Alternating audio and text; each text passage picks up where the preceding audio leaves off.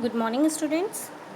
As we are discussing about land resources and agriculture, we have discussed about the types of land, and we have also discussed about land use changes in India depending upon size of the economy, composition of the economy, continued pressure on agriculture land.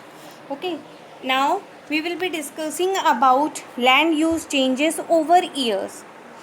See, if we see that there was a green revolution in 1960s. Okay, after that the use of land has been increased. You have heard about the intensive farming. The piece of land remains the same, but as the pressure due to the increase in the population increases on the land, the farmer is doing intensive farming, and that is possible after the green revolution. So if we see the use of land from 1960s till now, what we can see, the change reported has been derived from the with respect to the reporting areas. Whatever the areas has been reported up to now, it has been, the change has been seen continuously. What we can see, there is decline in one category and there is increase in another category. Four categories that have undergone increase, that is forest areas.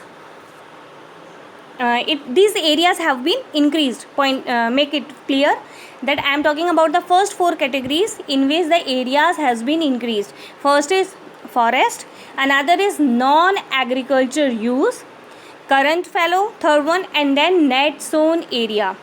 All these four sectors have shown increase.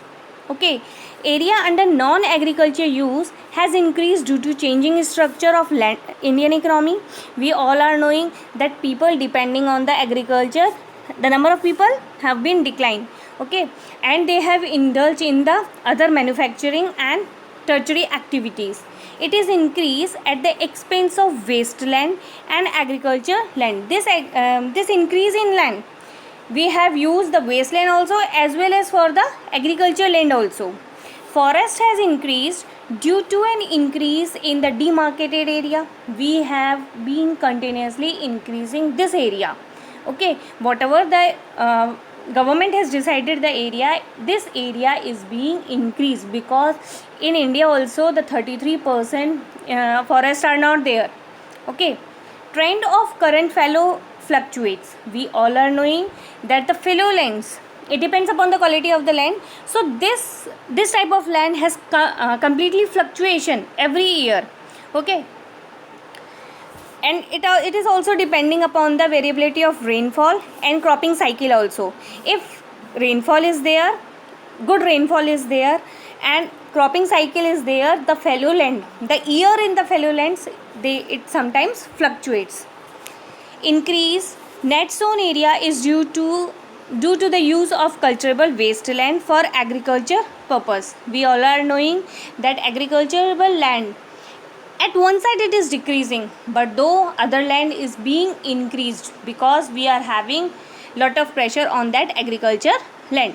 Okay, now the four factors that has been registered a decline, these were the categories that have shown the increase, but there are some categories that have shown the decline, and that are barren and wasteland. They are decreased, means earlier we were having barren and wasteland more, but now it has shown the decline. Whatever we have seen the reporting areas accordingly, barren wasteland, cultivable wasteland, area under pastures. Earlier the big fields were there for the pastures, but now that land has been used for the agriculture also, so that has also shown the decline. Wasteland has also shown the decline. Tree crops and fallow lands are also they are declining continuously, because we are using chemical fertilizers and other technology to make it more fertile, or to make the cultivable, to give the production more. So these are the four categories in which the land has shown the decline. Basically, due to increased pressure on land, the wasteland and cultivable wasteland have been brought under use. We have the pressure, so wasteland is also under use, and cultivable wasteland, that both have been used now. Partial land has gone for farming due to excessive pressure. Yes, we have used the partial land also now for the agriculture purpose. Now see, this up to here we have discussed it many times, and today I have defined the both categories also, where it has shown increase and where it has shown decline. Now another thing we have about the common property resources. You all are knowing that the property, it has been divided on the basis of ownership. Okay, if we talk about that, we have private ownership, yes, and common property resources. You all know private property means the land that is owned by any individual or group of individual. Yes, partnership में भी तो होता है ना. So the land, it is owned by a single individual also, or it can be by the group of individual. In common property resources, it is the owned property by the state. Okay, means it does not belong to single community, it belongs to the state. All the people, they have the right to use it. Yes, this common property resource can be defined as a community nature resource where every person has the right to access and use it. Now see, based another thing what I will like to discuss here, that what it provides fodder for livestock. The pasture land, it is not of a single or for the individual. Yes, any shepherd can go there, take their sheep, goats, any or other animals for the grazing purpose. So it provides fodder for livestock. Livestock means animals. Fuel for household. Yes, ladies, they go and collect the sticks, the broken sticks from the trees that has been dried up for the fuel. Yes, forest products. Forest, it does not belong to any single community or single individual. Fruits, nuts, fibers, it has been used by many people. Relevant for the livelihood of landless and marginal farmers. See, if the farmers is landless and the marginal means belong to other poor family, you can say, okay, who depend on them, it is relevant for them, means they are depending on that property and they have the right to use it. Okay, then women's collect fodder. Just now I gave the example, the women's collect fodder also, fruits also, for, and these are the things that is given by the common property resources. Common property resources are communities' natural resources where everyone has the right to access and use with specific obligations without any private right over them. Nobody has that private right. Yes, they are free to use it. Example, forests, pasture lands, water bodies, public places in the villages, etc.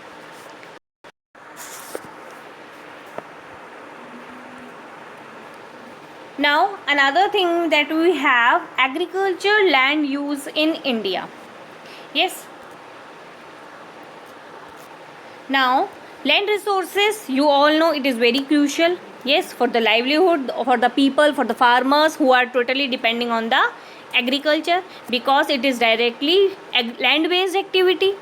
So lack of access of land is directly linked with the poverty.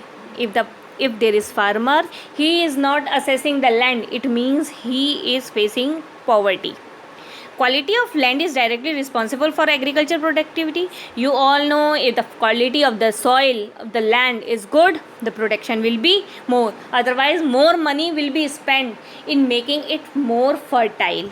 Okay, if you will use more chemicals, it will definitely harm your body. Social values, land reserves as a security of credit. See, it has a social value. You all know, zamindari system खूब पढ़ा है आपने. ये ज़मींदार है, यह नहीं कि वो लैंड होल्डर है, तो वो क्या है, उसका एक स्टेटस भी है, तो सोशल स्टेटस रखता है ये. सिक्योरिटी फॉर क्रेडिट, अगर आपको किसी से उधार लेना है, आप क्या करते हैं, वो कागज़ जो होते हैं, उस ज़मीन के कागज़ उसको रख करके क्या कर लिया जाता है, कोलेट्रल की तरह यूज़ किया जाता है, ठीक है, चाहे वो बैंक हो या प्राइवेट क्रेडिट देने वाले हो। तो क्या है ये, सिक्योरिटी फॉर क्रेडिट भी है। नेचुरल हज़ार्ड्स और लाइफ कंटिजेंसी, आपको पता है लाइफ आगे पीढ़ी दर पीढ़ी उनके लिए क्या है, एक समय ऐसा आ जाएगा जब हमारे पास क्या है, लैंड का बहुत छोटा सा एरिया रह जाएगा।